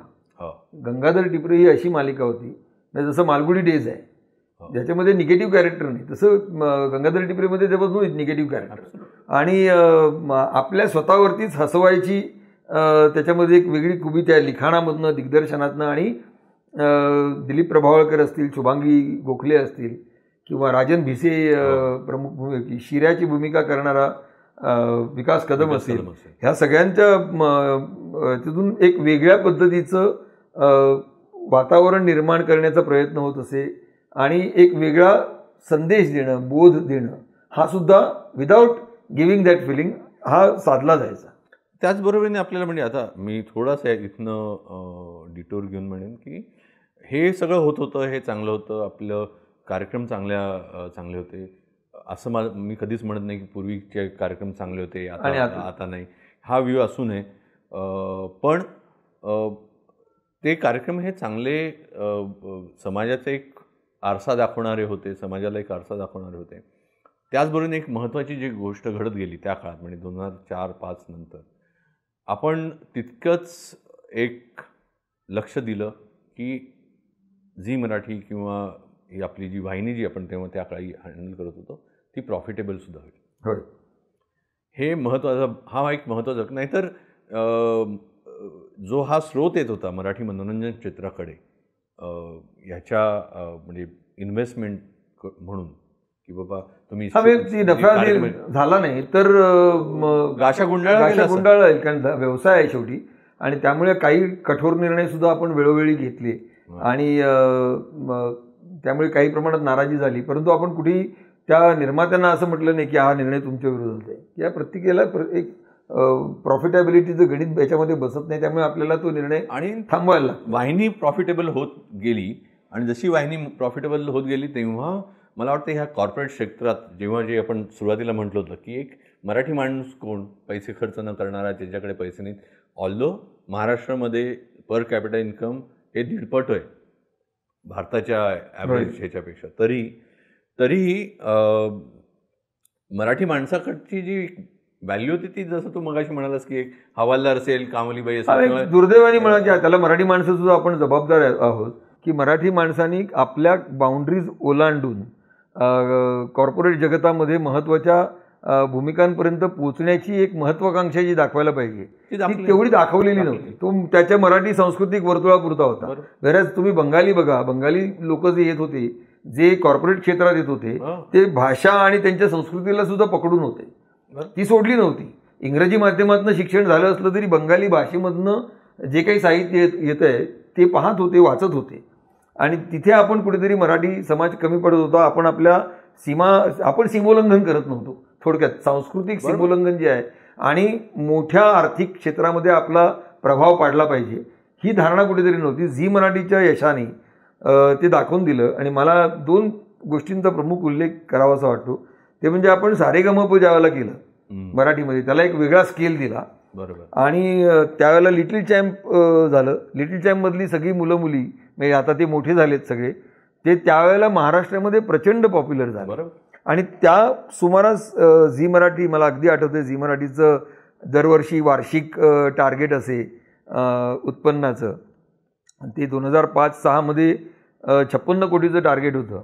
आणि ते 56 कोटीचं टार्गेट ओलांडून त्यावेळेला 91 कोटी इतका रेव्हेन्यू झी मराठी, 96 कोटीचा रेव्हेन्यू झी मराठीनी केला. आणि पूर्णपणे म्हणजे त्यावेळेला सुरुवातीपासूनचा जो तोपर्यंतचा क्युम्युलेटिव्ह लॉस होता तो 27 कोटीचा लॉस होता, तो भरून निघाला आणि ती वाहिनी प्रॉफिटमध्ये आली आणि ती नंतर कायम प्रॉफिटमध्ये. याचा परिणाम असा झाला, हे आपण करू शकलो, हे आपण प्रॉफिटेबल झी मराठी जेव्हा करू शकलो त्याचा परिणाम असा झाला की आपल्याला मग सांगण्यात आलं की अरे मग तुम्ही मराठी वाहिनी तर मनोरंजन वाहिनी चांगली केली, आता तुम्ही मराठी चित्रपटाची वाहिनी का नाही लॉन्च करा. आणि झी टॉकीज सुरू झालं. आणि झी टॉकीज वाहिनी आपण 2006 मध्ये केली. पण त्याच्या आधी आपण सतत, मला आठवते 2004 पासून बिझनेस प्लॅनमध्ये 1 कोटी रुपये ठेवत होतो फॉर मेकिंग फिल्म. आपल्या डोक्यात होतं की हा जो प्रेक्षक वर्ग आपल्याला मिळाला आहे त्याचा कुठेतरी मराठी सिनेमाला फायदा झाला पाहिजे आणि त्यामुळे आपण मराठी सिनेमा केला पाहिजे म्हणून 1 कोटी रुपये आपण दरवर्षी ठेवायचो आणि 2 वर्ष तसं ठेवलं. 1 वर्षी तर आपण 5 निर्मात्यांना पैसे देऊन जाहीर केलं झी गौरवमध्ये, परंतु त्याही वेळेला झालं नाही. कारण हाफ इयरली रिव्ह्यू झाला किंवा क्वार्टरली रिव्ह्यू झाला की ते पैसे आता हे खर्च करू नका कारण तुम्ही तुमचं टार्गेट अचीव्ह केलं. त्याच्यात दुसरं कारण सुद्धा हे होतं की त्याच्या मागची जी यंत्रणा होती म्हणजे चित्रपट निर्मिती एक भाग झाला, आपण कार्यक्रमांची निर्मिती करत होतो त्यामुळे एक कुठेतरी कॉन्फिडन्स होता आपण चित्रपट निर्मिती सुद्धा करू शकू हा कॉन्फिडन्स होता. पण त्याचं डिस्ट्रीब्युशन असेल, चित्रपटगृहांची उपलब्धता असेल, या गोष्टींचं गणित नाही. त्यामुळे आपण ज्यावेळेला 1 कोटी रुपये ठेवत होतो दोनदा आपल्याला असं लक्षात आलं की हाफ इयरली रिव्ह्यूमध्ये आपल्याला सांगितलं जातं की अभी ये खर्चा मत करो क्योंकि यू हॅव नॉट गॉन, तुम्ही तुमचं टार्गेट अचीव्ह केलेलं नाही. त्यामुळे नंतरच्या वर्षामध्ये आपण असं ठरवलं की पहिल्याच क्वार्टरमध्ये 1 कोटी रुपये खर्च करून टाकायचे आणि सिनेमा करायचा. आणि आपल्याला आपण चालत आला 3.5. अंकुश चौधरीनी डिरेक्ट केलेला होता आणि आपण 3.5 घेतला आणि रिलीज केला. बरोबर. आणि त्यावेळेला रिलीजची यंत्रणा आपण अभ्यास केला त्याचा. मला आठवतं सगळ्यांना वेगवेगळ्या थिएटरमध्ये राज्यातल्या पाठवलं. तू कोल्हापूरला गेला होतास. मी एकटाच गेलो होतो आणि आम्ही दोघं गेलो होतो. एक गाडी घेतली होती आणि आम्ही पूर्ण महाराष्ट्र दौरा करून आलो. थिएटरमध्ये परिस्थिती काय म्हणजे थिएटरमध्ये परिस्थिती अशी होती की कुटुंब यायची नाहीत, फक्त पुरुष यायचे. म्हणजे जर आपण एखाद्या घरामध्ये एखाद्या चित्रपटाबद्दल उत्कंठा निर्माण केली तर त्यातला एकच व्यक्ती यायचा. कारण का चित्रपटगृहामध्ये पानं थुंकून घाण वास अवस्था वाईट होती, मल्टिप्लेक्सचा जमाना आलेला नव्हता. आणि तेव्हा थिएटर ओनर्सनी खूप आपल्याला मदत केली. त्यांनी सगळ्यांनी सांगितलं तुम्ही चांगले कॉन्टेंट आणा, आम्ही चित्रपटगृहात. आणि 3.5 आपण दाखवला, चालवला आणि त्यावेळेला 3.5ला 4.5 कोटीचा बॉक्स ऑफिस आला आणि तो त्यावेळेला सर्वोच्च त्याची तो सगळ्यात जास्ती होता असं त्यावेळेला लक्षात आलं. त्यानंतर आपण ते धक्का केला. अनेक झाले. नटरंग सारख्या कादंबरीवरचा सिनेमा आपण केला आणि त्यातनं रवी जाधव सारखा दिग्दर्शक पुढे आला. असे अनेकांचं करिअर त्यातनं उभं राहिलं आणि सिनेमाची वाहिनी आली. त्याच्याबरोबर सिनेमा प्रत्यक्ष आपण ड्राईव्ह केला. मला असं आठवतं की धुडगूस सारखा एक अप्रतिम सिनेमा आपला चालला नाही कारण शुक्रवारी लॉन्च झाला. शुक्रवार, शनिवार, रविवार त्याला 32 लाखाचं बॉक्स ऑफिस कलेक्शन होतं आणि बुधवारी ताजवरचा अटॅक झाला आणि त्यानंतर लोक सिनेमागृहात गेलेच नाही. त्यामुळे तो मागे आला सिनेमा.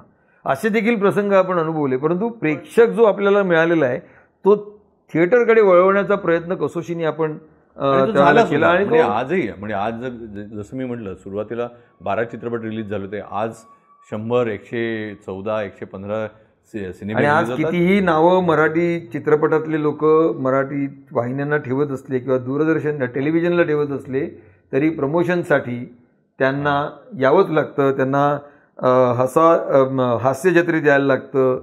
त्यांना चला हवा युद्धामध्ये जावं लागतं. आणि आता हिंदी सिनेमाचे लोक सुद्धा येतात, सगळेच येतात. आणि ही मराठीची ताकद आहे. ही मराठीमधली ताकद प्रेक्षकांची जी आपल्याला मिळाली ती आपण दाखवून दिली. आणि त्यानंतर कॉर्पोरेट जगताने मराठी वाहिन्यांचा रिस्पेक्ट करायला सुरुवात केली. आणि त्यामुळे तुला उदाहरण द्यायचं झालं, आपण 1999 साली झी मराठी सुरू झाला. त्याच्यानंतर स्टारला मराठी वाहिनी सुरू करायला 2009 साल उजाडलं. स्टार प्रभाव 10 वर्षांनी 2009 झाला.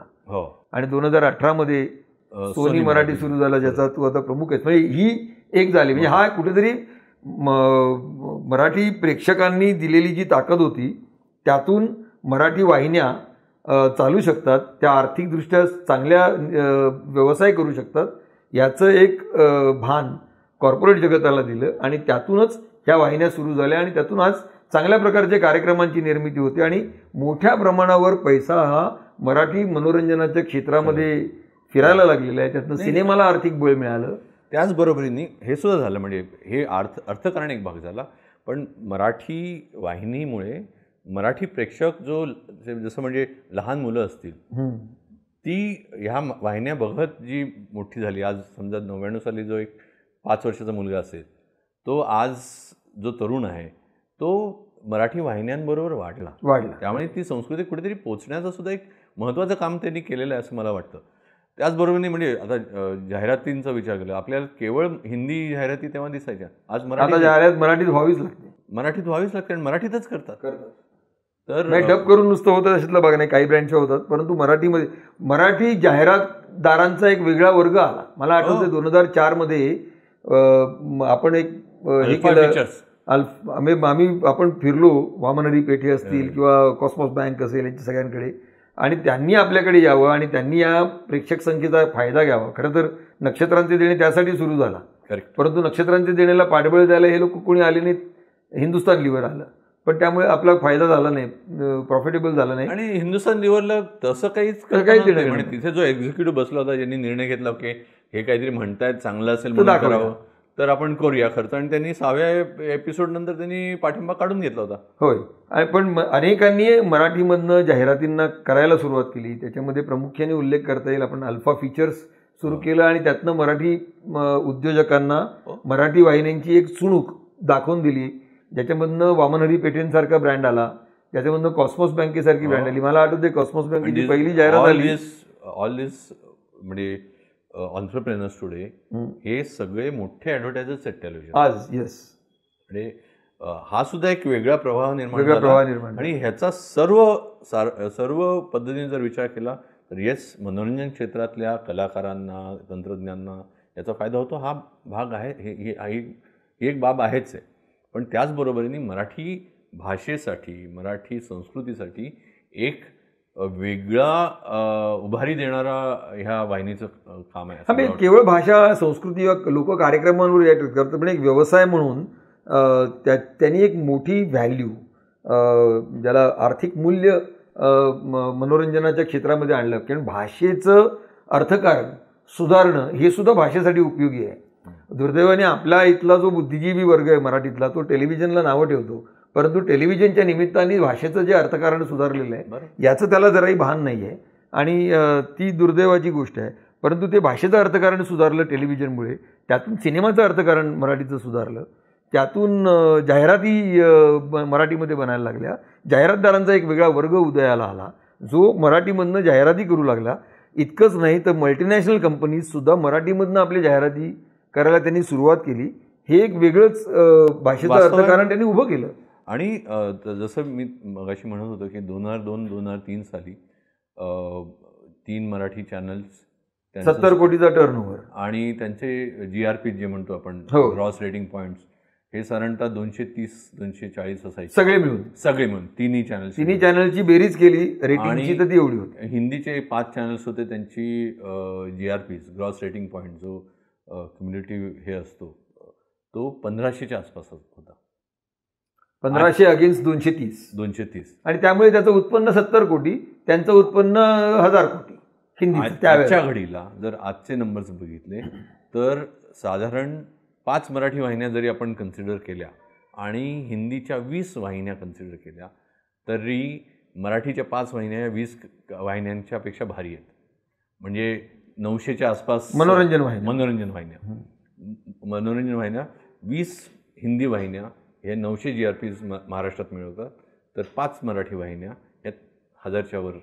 आणि त्यामुळे हा जो 70 कोटीचा 2003चा रेव्हेन्यू होता तो आता 1200 कोटीचा झाला. आणि एवढा पैसा मराठी मनोरंजनाच्या आणि माहितीच्या क्षेत्रामध्ये सर्क्युलेट होतोय, आणि त्याचं मोठं परिणाम आहे. एक मोठा म्हणजे त्यातनं कलाकार, तंत्रज्ञ, लेखक, नवीन लेखक तयार झाले, नवीन कलाकार तयार झाले, आणि जे एस्टॅब्लिश झालेले होते ते सिनेमाकडे गेले, परंतु नवीन कलाकार त्याच्यामुळे टेलिव्हिजनमध्ये आले. 6.5 कोटीचा जो आपल्याला बजेट मिळालं होतं, आज जर तू प्रमुख 4 वाहिन्यांचं बजेट बघितलं तर हे 6.5 कोटीचे जवळजवळ 600 कोटी झालेत. म्हणजे एवढा तो एक मोठा पल्ला. आज एका डेली सोपचं वर्षाचं बजेट हे 6.5 कोटीच्या वर आहे. तर हा जो बदल घडला गेल्या 20-24 वर्षांमध्ये, हा एक सर्वच दृष्टीने म्हणजे आर्थिक, सांस्कृतिक आणि मराठी माणसाचा जो म्हणजे market was in Maharashtra, Marathi was not in Maharashtra in the market. मुंबईमध्ये मार्केट आहे पण मार्केटमध्ये मराठी नाही, अशी स्थिती होती, ती आता राहिलेली नाही. मला एक दुसऱ्या याच्याकडे आता यावंसं वाटतं, आपण शेवटाकडे जाऊया. मी आता तू त्या बाजूला आहेस आणि मी निर्माता झालेलो आहे, आपले पोझिशन्स बदललेले आहेत, आणि मी हिंदीमध्ये करायला लागलो. तू हिंदीमध्येच होतो.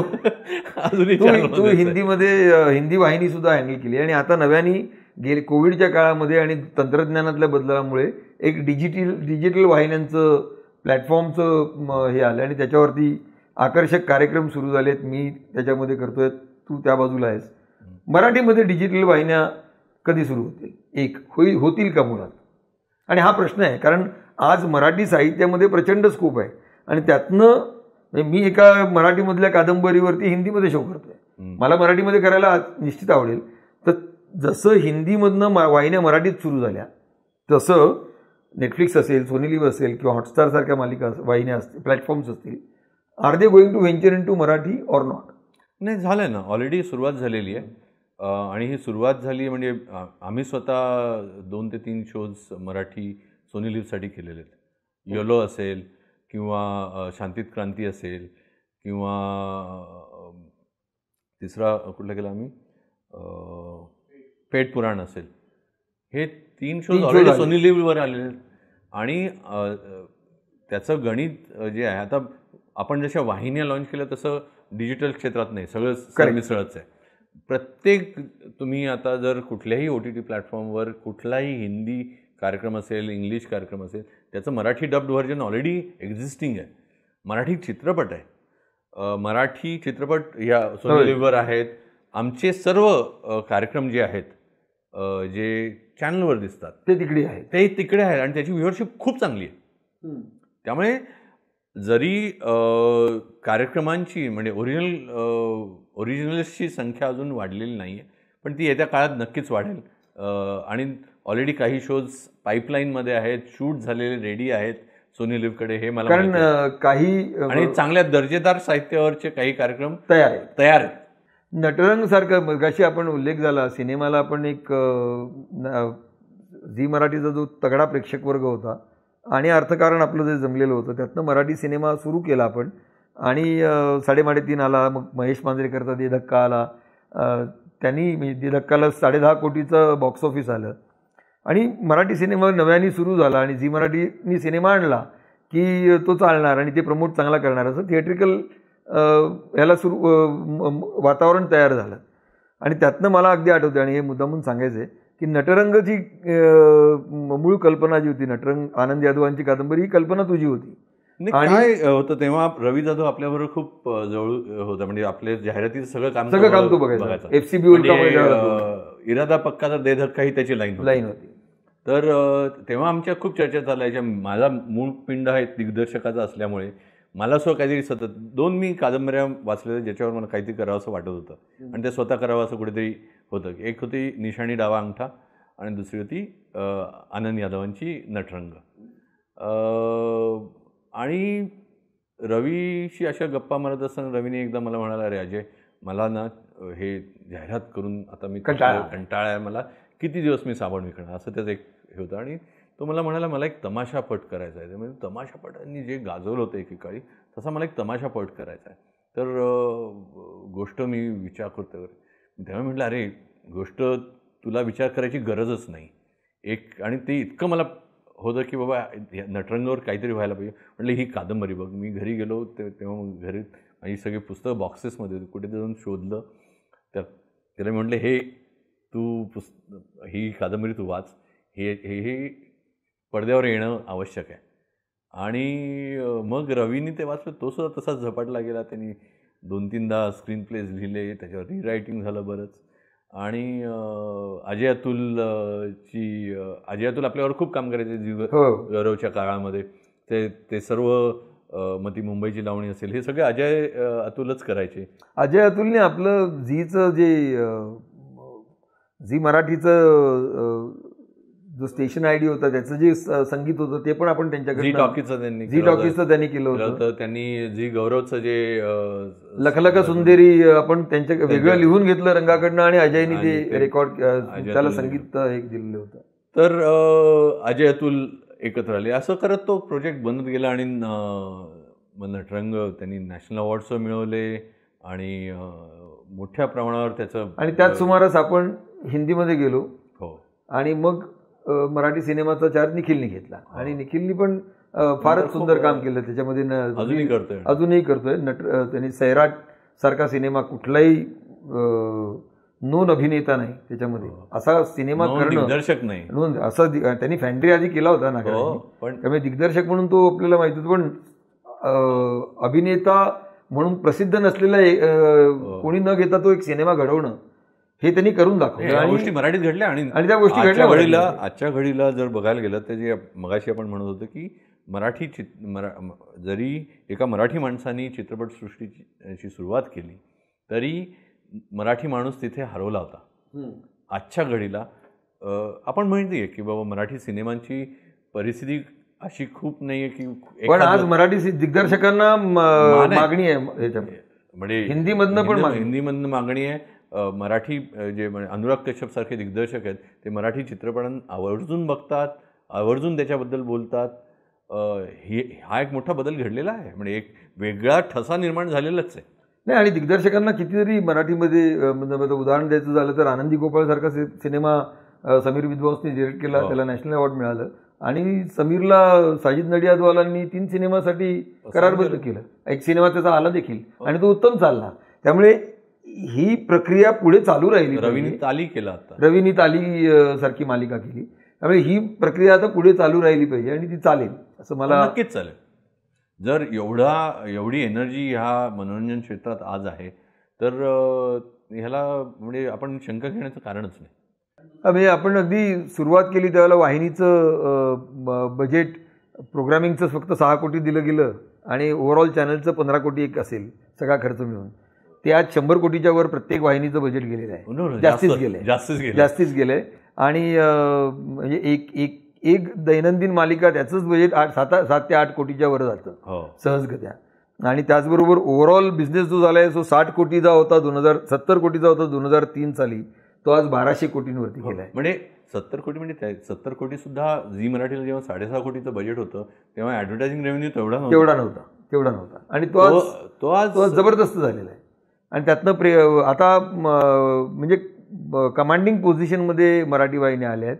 त्या सगळ्या पे चॅनल्स आहेत, सबस्क्रिप्शन त्यांना मिळतं आहे, जाहिरातीचं उत्पन्न मिळतं आहे, त्यातनं एक सुदृढ अशी अर्थव्यवस्था निर्माण झाली. सिनेमा चांगले तयार व्हायला, सिनेमाचा स्केल बदलला मराठीतल्या. आणि आता तू म्हणाला तसं डिजिटलमध्ये पण 8 भागांच्या मालिका येतील, हे जर येत आहेत आणि हे होतच राहील. ह्या मराठी मनोरंजन क्षेत्र हे वाढत राहील आणि हे वाढत राहील याचं कारण असं आहे की मराठी समाजाची मूळ जी एक सांस्कृतिक रिचनेस आहे, संपन्नता आहे, ती त्याचा हा परिपाक आहे असं मी म्हणेन. आणि मला असं वाटतं दक्षिण भारतीय भाषा जरूर पुढे आहेत मनोरंजन क्षेत्रामध्ये. सिनेमा असेल, टेलिव्हिजन असेल, त्याच्या खालोखाल जर कुठली भाषा जिने आपलं अर्थकारण उभं केलं असेल तर हे मला सांगायला अतिशय आनंद वाटतो आणि अभिमानाने सांगितलं पाहिजे, ती भाषा मराठी आहे. म्हणजे दक्षिण भारतीय भाषांच्या खालोखाल मराठीमधल्या टेलिव्हिजन, त्याच्यानंतर सिनेमा आणि आता डिजिटल तू म्हणतोस तसं, याचं एक मोठं अर्थकारण उभं राहतंय. आणि त्यासाठी नवीन टॅलेंटची गरज आहे, नवीन लेखकांची गरज आहे, नवीन दिग्दर्शक, नवीन कलाकार, नवीन तंत्रज्ञ. आणि आनंदाची बाब अशी आहे की या सर्व प्रवासामध्ये आपण एक रोल प्ले केला, ही सर्वात अभिमान. आणि त्याच्यासारखं समाधान नाही आजही ते बघताना, म्हणजे वाटतं की काहीतरी आहे. आणि तो इतिहास आपण तसे दोघेही जगतो आहोत, पण आपण इतिहासात गुंतून पडत नाही. मराठी समाजाला इतिहासात गुंतून पडायची खूप सवय आहे. त्यांनी वर्तमानात राहावं, कारण माध्यम हे भूतकाळात नसतं. मला प्रदीप गोवा एक वाक्य सांगत असत की नोस्टाल्जिया पर आप जो काम कर रहे हो ना, गलत आहे. Advertiser world over Abor nostalgia, म्हणजे गतस्मृतींवरती आधारलेल्या कुठल्याच गोष्टीला जाहिरातदार आर्थिक ताकद देत नाही, जे आपण नक्षत्रांचे देणेमध्ये अनुभवलं. पण गतस्मृतींवरती अवलंबून न राहता नवीन सतत क्रिएट करत राहणं, सर्जनशील लोकांना हुडकत राहणं, कलाकार असतील, लेखक असतील, गीतकार असतील, संगीतकार असतील, आणि त्यांच्याबरोबर नवे प्रयोग करत राहणं हे गरजेचं आहे. कारण माध्यम हे आज जगत असतं आणि उद्याची निर्मिती करत असतं. बरोबर. आणि त्या दिशेने मराठी माध्यमकर्त्यांना पुढे जावं लागेल. ते जात आहेत, ही समाधानाची गोष्ट आहे. ॲब्सोल्युटली.